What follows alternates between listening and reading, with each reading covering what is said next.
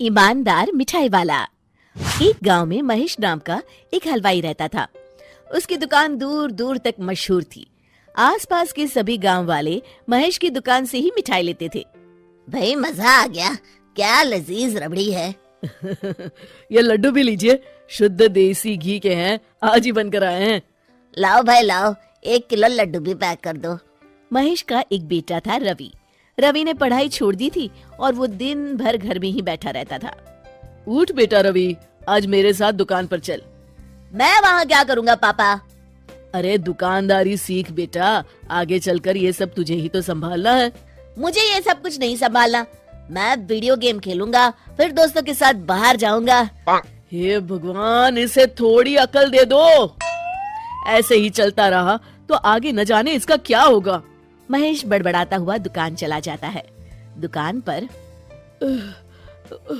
ओ घसीटाराम, मुझे थोड़े चक्कर आ रहे हैं, जरा पानी तो लाना। जी जी मालिक। सुन, मैं घर जा रहा हूँ, आज दुकान तू संभाल ले। जैसा आप कहे मालिक। महेश बिस्तर पर लेटा है। आपको बहुत तेज बुखार है, 1 हफ्ते बेड रेस्ट करनी होगी और ये दवाइयाँ लेनी होगी। हाय राम, ये क्या हो गया आपको? मैं तो 1 हफ्ते में ठीक हो जाऊंगा, पर दुकान कौन संभालेगा? आप फिक्र ना कीजिए जी, मैं रवि को समझाकर दुकान भेज दूंगी। आप बस जल्दी से अच्छे हो जाइए जी। अगले दिन रवि दुकान पर पहुंचता है। आइए आइए मालिक, मैं आप ही का इंतजार कर रहा था। क्यों? ये मेरी दुकान है, मैं जब जी चाहे आऊँ। तुम लोग सुबह से आकर काम पर लग जाया करो, समझे?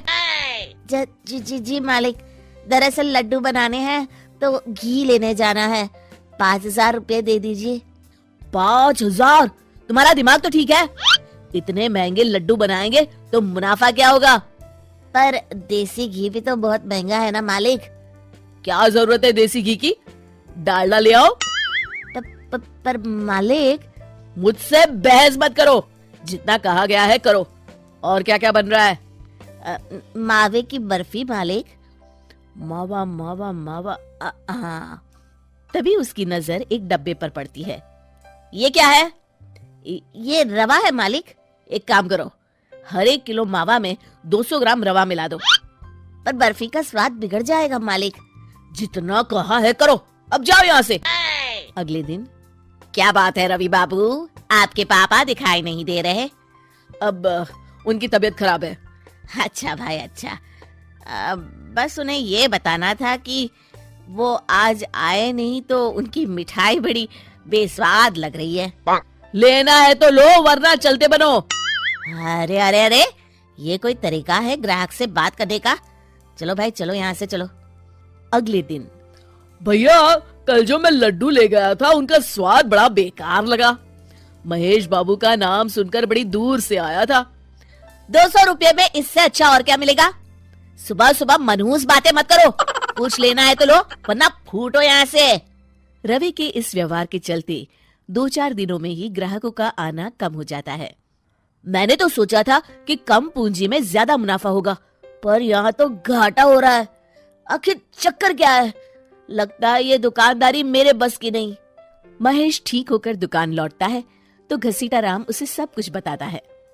हे भगवान, इसने तो मेरी सालों की मेहनत पर पानी फेर दिया। अब क्या करेंगे मालिक? कुछ नहीं, सबसे पहले तुम पहले की तरह शुद्ध और अच्छी मिठाइयाँ बनाओ और मुझे गांव के उन सब लोगों के नाम बताओ जिनसे रवि ने बदतमीजी की। रवि, कल सुबह दुकान पर आ जाना, बहुत जरूरी काम है। मुझे नहीं आना, मैंने 1 हफ्ता दुकान संभाल ली है, अब संभालो आप। दुकान तो तूने जैसे तैसे संभाल ली, पर सीखा कुछ नहीं। कल तुझे बहुत जरूरी सीख देनी है। रवि पैर पटकता हुआ बाहर चला जाता है। अगले दिन। ये ले, ताजी शुद्ध मिठाइयाँ। मैं इतनी मिठाइयों का क्या करूं? इन्हें उन सब के घर देकर आओ जिनसे तुमने बदतमीजी की, और साथ में माफी भी मांग लेना। अरे पर मैंने तो सिर्फ उन्हें। बेटा, घर आया मेहमान और दुकान पर आया ग्राहक भगवान के समान होता है। अब तू जल्दी जा और कल से कमाल देखना। रवि उन सभी 4-5 लोगों के यहाँ जाकर मिठाई देता है और माफी मांगता है। अगले दिन दुकान पर ग्राहकों की भीड़ लग जाती है। मान गए महेश बाबू, आपने तो आते ही घर तक मिठाई भिजवा दी। बस मेरे बेटे की गुस्ताखी को माफ कर देना भाई, उसमें अब तक बचपना है। हाँ हाँ, आपके लड्डू के बदले हर चीज की माफी है। भाई आज तो मेरे पड़ोसी भी आपकी उदारता देख के दंग रह गए। इतनी बड़ी दुकान के मालिक का बेटा घर तक माफी मांगने आया। भाई रिश्ते निभाना तो कहीं आपसे सीखे। बस आप लोगों की दया है। ताजी रसमलाई आई है, लेंगे आप? हाँ भाई हाँ, 200 ग्राम पैक कर दो।